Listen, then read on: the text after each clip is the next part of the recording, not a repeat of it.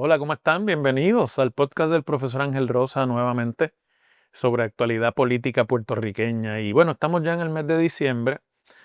Diciembre tradicionalmente, igual que todas las demás festividades, pues es un mes en que baja la intensidad noticiosa, pero como la política en Puerto Rico ha cambiado tanto, el mes de diciembre, y por eso estoy haciendo este episodio con ustedes, está dándonos unas claves de cómo se va a ver la próxima contienda electoral o de lo que está pasando al interior del partido que está en el poder, que yo creo que son no solamente que muy valiosas, sino que además confirman mucho de lo que yo he venido analizando en este podcast y en la radio y en la televisión, y que me ha traído hasta controversias con algunos de los personajes políticos de este país. Pero poquito a poco todo va cayendo en su lugar y hoy se los voy a explicar.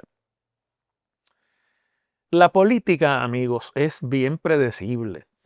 Como toda actividad humana, es absolutamente predecible. Por eso las ciencias sociales se llaman ciencias, no se llaman artes sociales, porque usted puede observar, puede llegar a conclusiones, derivar conclusiones y en base a eso predecir comportamiento futuro. Eso es así en la psicología, eso es así en la economía, eso es así en la sociología, en la antropología, en la historia y es así también en la ciencia política.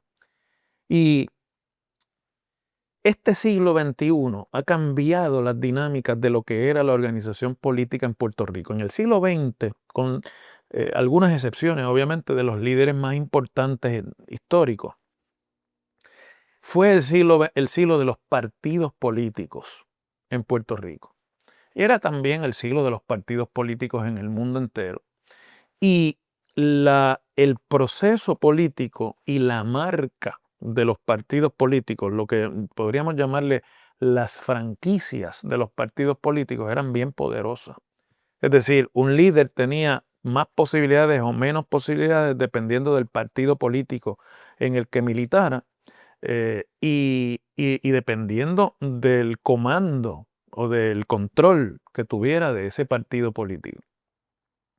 Pero tal y como ha sucedido en el resto del mundo, y en Puerto Rico no es la excepción, lo que pasa es que hemos tenido eventos muy particulares nuestros, pues en el siglo XXI la fuerza de los partidos políticos como institución se ha ido debilitando constantemente. Los partidos políticos han ido perdiendo arraigo en Puerto Rico, y han empezado a surgir movimientos alternativos que a veces se llaman partidos, a veces evitan llamarse partidos, pero que intentan sustituir ese poderío y capitalizar en ese debilitamiento de los partidos. Por eso usted ve que en las contiendas políticas ya muchas esconden la insignia del partido, casi no la usan, o utilizan colores distintos a los colores del partido, o los mezclan con colores nuevos, o simplemente el candidato a la gobernación corre solo o sola, separado de la institución, o como en el caso de Juan Dalmau, que muchos dicen que es un partido político en sí mismo. Pues básicamente tiene el candidato, es el que lleva la fuerza de los movimientos que se le acercan, y no al contrario. Entonces, bueno, ¿por qué les digo esto? Pues porque esa es parte de la razón por la cual en Puerto Rico no hemos podido elegir o reelegir a un gobernador en 25 años. Son más de 25 años. La última vez fue en el 96, pero como Pedro Rosselló gobernó hasta el 2001, pues vamos a contarlo a partir del 2001. Desde entonces, ningún gobernador ha sido reelecto, aunque su partido político haya repetido en el poder. No ha podido convencer al electorado de reelegirlo ningún gobernador, desde Sila Calderón, pasando por Aníbal Acevedo Vilá, por Luis Fortuño, por Alejandro García Padilla, por Ricardo Rosselló. Bueno, eso no hay ni que discutirlo. Pedro Pierluisi, y ahora Jennifer González es el caso que nos va a demostrar si esta teoría es ya una ley, una tendencia política en Puerto Rico. Si se reconfirma que el gobernador pierde en los primeros años de su cuatrienio la fuerza y el apoyo, inclusive dentro de su partido, que es donde ocurren las primeras deslealtades, como para poderse imponer a una segunda candidatura. Y las veces que lo han hecho, como es el caso de Fortuño, o como fue el caso de Acevedo Vilá, pues han sido derrotados. Alejandro no intentó el segundo término, el Partido Popular lo convenció de quitarse, de retirarse de la contienda y postularon a David Bernier. Y bueno, Sila Calderón desistió ella por su cuenta de un segundo término en el Partido Popular para discutirlo. Mientras que en el PNP, pues Fortuño fue el último que intentó un segundo término, fue derrotado. Y ya luego, pues de la debacle del 2019, imposible que Ricardo Rosselló fuera reelecto, y la debilidad con la que llegó Pedro Pierluisi al poder casi que adelantaba desde el principio de su cuatrienio la suerte política que corrió dentro de su propio partido.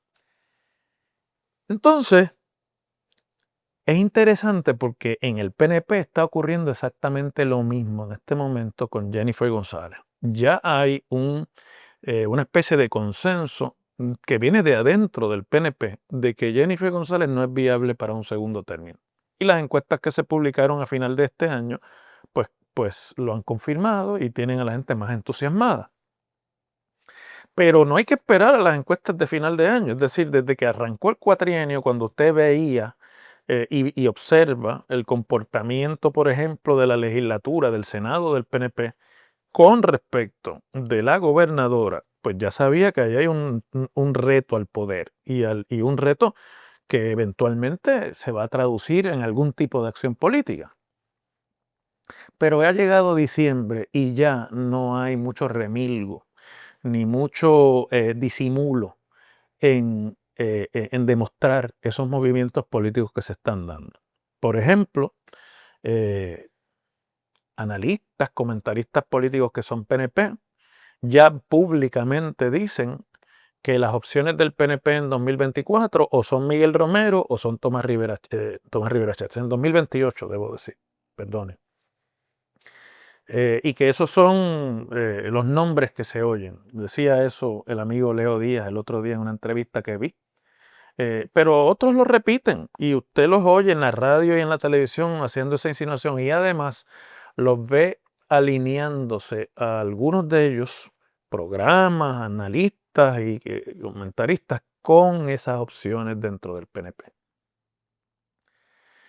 Tomás Rivera Schatz ahora pues está en un periodo que para los presidentes legislativos siempre es un tanto complicado porque ya se acabó la sesión legislativa, ya hasta enero nos vuelve a ver y baja la intensidad de la atención que le prestan los medios de comunicación a las cosas que pasan en la legislatura o dicen los presidentes. Por lo tanto, en este periodo en el que ya sabemos que no va a haber sesión extraordinaria para considerar la reforma contributiva, porque ya sea que Jennifer no la quiere convocar o que no hubo voluntad de los presidentes para que se convoque y de los legisladores para estar allí, pues entonces tiene que llenar ese vacío de atención con apariciones públicas, con expresiones en los medios de comunicación, para no desaparecer del radar, porque si no, bueno, pues ya se sabe que hay competencia. En estos días estaba observando en el programa de Alexandra Lúgaro, que Rivera Schatz visita a menudo, y es uno de los lugares que más utiliza para expresarse públicamente. Hay una afinidad ahí que es obvia. Que Alexandra Lúgaro le hizo la pregunta, ¿no? De, bueno, ¿usted se visualiza, usted piensa o no? Bueno, vamos a verlo para que entiendan lo que quiero decir y sobre todo observen lo que contesta Rivera Schatz. En esta etapa del proceso, ¿hay personas del partido hablándole a usted para que asuma esa posición? Licenciada, mire cómo yo le voy a responder esa pregunta. El todo es más importante que cualquiera de sus partes. Así que los que militamos en partidos políticos tenemos unas ideas que nos congregan, que nos aglutinan, que nos mueven. Entonces todos los partidos políticos tienen que tener un equipo que sea ganador y no pueden personalizarlo, ¿verdad? No puede haber estrellitas, ni puede haber primadonas, ni puede haber protagonistas. Ni Mesías. Ni Mesías tampoco. Tiene que haber un equipo de hombres y mujeres que estén dispuestos a llevar el mensaje y hacer lo que toca hacer. Como pueden ver, ya él no solamente está diciendo no sé, esto no es algo que descartaría. Ya él está entrando en detalles de qué es lo que tiene que comandar, cuáles son las características que tiene que tener un candidato para ser fuerte o para lograr la victoria. Y obviamente él no habla de quién, pero está hablando de él. Está hablando de las cualidades que él piensa que aporta, ¿no? Mientras eso está pasando, y lo vamos a escuchar repetirse durante todo este tiempo muerto de la legislatura, eh, entonces el alcalde de San Juan, Miguel Romero, que según las encuestas es el que mejores números tiene en el PNP de todos los funcionarios considerados para la gobernación, se está montando en su gestión, porque Miguel Romero ya tiene la ventaja de que lleva un cuatrienio en la alcaldía. Así que ha tenido 4 años para planificar proyectos y obras, como se dice en Puerto Rico. Y entonces ya está muy temprano en el cuatrienio, pero obviamente para marcar territorio, en proceso no de poner primeras piedras, sino de inaugurar proyectos. Entonces hace un vídeo que se publica en las redes sociales del municipio de San Juan, que yo supongo que será una comunidad en Caimito o en algunas de las partes montañosas de San Juan, porque ahí veo al representante Georgie Navarro, que es del precinto 5, del distrito 5, esa parte rural de San Juan que pega con Guaynabo y con Aguas Buenas. Y entonces, fíjense ustedes cómo va allí a inaugurar un puente y la conversación que se da y lo que, si usted cree en que esto es espontáneo, pues créalo usted. Observen lo que le dicen los lugareños, los líderes del lugar o las personas de la comunidad. Esto fue maravilloso, el tiempo tan corto como se hizo. Gente así necesita Puerto Rico. Digo, ¿hay alguna duda de que este hombre está corriendo y de que está montando una campaña de gobernador? Es decir, cuando usted oye a ese ciudadano decirle que ojalá que en Puerto Rico hubiese más personas como usted o que muchos en Puerto Rico fueran como usted, mire, eso es una frase de campaña, eso casi parece sacado de un grupo focal. De los que se hacen en las campañas para identificar frases y para identificar issues principales. Esa no es una frase espontánea, ni es una frase, esa frase está cuidadosamente escogida para que se diga ahí y para proyectar a Miguel Romero desde su obra en San Juan, que él piensa que es su fortaleza, tiene obra, tiene proyectos, hacia lo que es su obvia debilidad, por ejemplo, frente a Rivera Chats, que es que Rivera Chats es más conocido en el PNP que él. Y para ser candidato y para ganar una primaria donde él tiene que tener el favor es dentro del PNP. Entonces, bueno, los PNP de la zona metropolitana y los de San Juan sobre todo lo conocen muy bien y por eso mide tan bien en la zona metropolitana. Pero por allá, por el oeste, por el interior de la isla, por la montaña, donde son otros los issues, donde son otras las percepciones, pues ahí él tiene una debilidad y tiene que llegar a ese, a ese público. Con la suerte, quizá, y por eso usted lo ve en los videos, de que luego de la pandemia, Puerto Rico tiene que ser uno de los países con mayor penetración de señal de Internet y de Internet inalámbrico. Y por lo tanto ya básicamente en este artefacto que nosotros cargamos y que llamamos un celular, aquí es donde está la mayor parte de la información. Muchos de ustedes es ahí donde ven este podcast, me lo comentan. Y es obvio que va por ahí. Entonces a todo esto, para no aburrirlos mucho con extenderme, Jennifer González todavía no ha tirado la toalla o todavía no se ha querido enterar de que tiene problemas de viabilidad política. O quizás no quiere reconocerlo tan temprano en el cuatrienio porque perdería arraigo en su capacidad para dirigir el gobierno. Por lo tanto, aprovecha el receso legislativo, el que ya no va a haber tanta atención a las cosas que diga Tomás Rivera Chats o a lo que pasa en la Cámara de Representantes. Ella tiene el spotlight de la gobernación, que es un púlpito muy bueno para constantemente estar comunicándose y comunicando cosas a la opinión pública para tratar de reconstruir, para tratar de un poco frenar ese deterioro de su imagen pública que dicen las encuestas que ha sufrido en su primer año. Porque la percepción, que yo no creo que está muy lejos de la realidad, es que el primer año se le ha ido a Jennifer González y a los líderes legislativos peleando, poniéndose zancadillas, impidiéndose brillar unos a los otros, y por lo tanto la percepción es que no han hecho nada. Y en efecto, yo creo que es muy poco lo que han, si alguna cosa. Y ese no han hecho nada, no hay nada más que una manera de contestarla, que es proyectándose la gobernadora haciendo cosas. Entonces, ¿qué mejor imagen que la clave que usan los alcaldes en este país para demostrar que son buenos? La brea, los proyectos de construcción y reconstrucción. Esta semana el gobierno se ha montado en la aprobación de un contrato para la compra de gas licuado para la autoridad, las plantas de la Autoridad de Energía Eléctrica, que primero cuando lo negoció el mismo gobierno nos costaba 20,000 millones de dólares en 15 años a Puerto Rico. Y llevaron ese contrato a la Junta de Control Fiscal y fue la Junta la que dijo, no señor, eso no se puede permitir. La Junta de Control Fiscal salió a defendernos.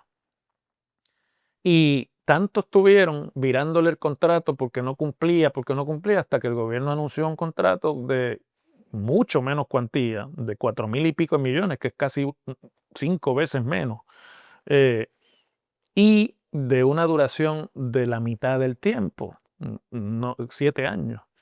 Y entonces eso el gobierno ha querido virarlo como un logro de la administración y no como el resultado de la fiscalización de la Junta, porque todo es proyección. Y entonces han anunciado obra de carretera, han anunciado que el aeropuerto de Aguadilla se va a convertir en un aeropuerto internacional en los próximos 3 años, mejor que el Luis Muñoz Marín, porque hay problemas con la viabilidad de la pista del Muñoz Marín para los próximos años, y que se van a hacer unas inversiones de infraestructura. Es todo parte de el redefinirla como que está haciendo cosas. Como que eso de que no han hecho nada no le atañe a ella, no le afecte a ella, que le afecte a los líderes legislativos. Entonces, bueno, qué mejor imagen que irse por la noche al anuncio de una repavimentación y reconstrucción de la avenida Kennedy, que es la carretera número 2, pero en San Juan se llama la avenida Kennedy, que es la que pasa por el área de los muelles de San Juan, de Puerto Nuevo. Y allí llegó de noche la gobernadora y caminó entre la maquinaria y se trepó en una de las pavimentadoras y hasta la guió y mandó la misma imagen de aquella del anuncio de su candidatura en octubre de 2023, en la que aparecía trepada en un bulldozer, para demostrar que ella sí iba a hacer obra y que la obra no iba a estar paralizada.